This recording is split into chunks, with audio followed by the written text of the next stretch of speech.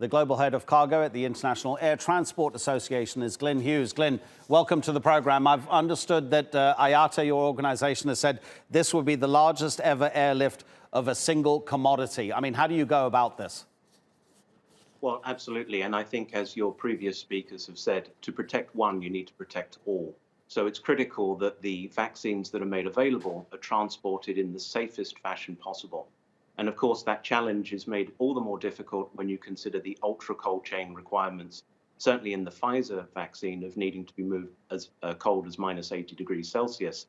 The Moderna one is a little bit easier to move at minus 20, but the challenge comes when you move vaccines that require that temperature integrity to parts of the world where the infrastructure is perhaps not as developed as other parts of the world.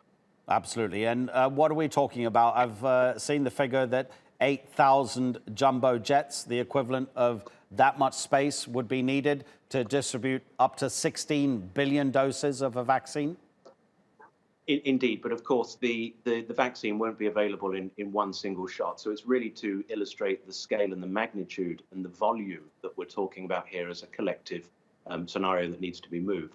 So again, this is to your question of how do you move it around the world, it comes into effective planning and coordination. So first of all, from a country level, to establish what is their disbursement rate, how many vaccine distribution centers will they need throughout the country, what is the volume that they can actually disperse. And then that will actually help calculate and determine what their particular requirements are for volumes, and that can be fed into the international supply chain requirements.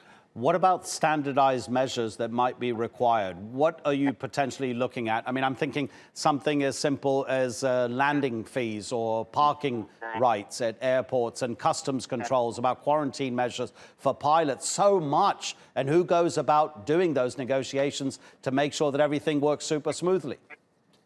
Well, that's a great question. And particularly when you consider that since the COVID pandemic has caused about 70% of the global passenger network to be grounded, with particular travel restrictions put in place, it means the challenge to move air cargo products has become all the more difficult, because traditionally airlines relied on the bellies of passenger aircraft to move about 50% of the air cargo.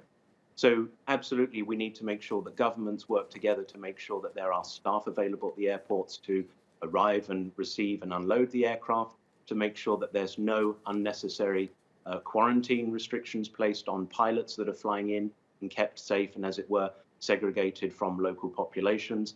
Overfly, parking fees, ad hoc charters. We would call upon all governments to accelerate and simplify the process to make sure that the vaccines, when available, can be moved in a cost-effective and quick fashion. Is there any news, Glyn, of any particular countries really stepping up to the plate here and saying, yes, we'll put our aircraft at the disposal of any requirements that are needed for distributing this thing around the world?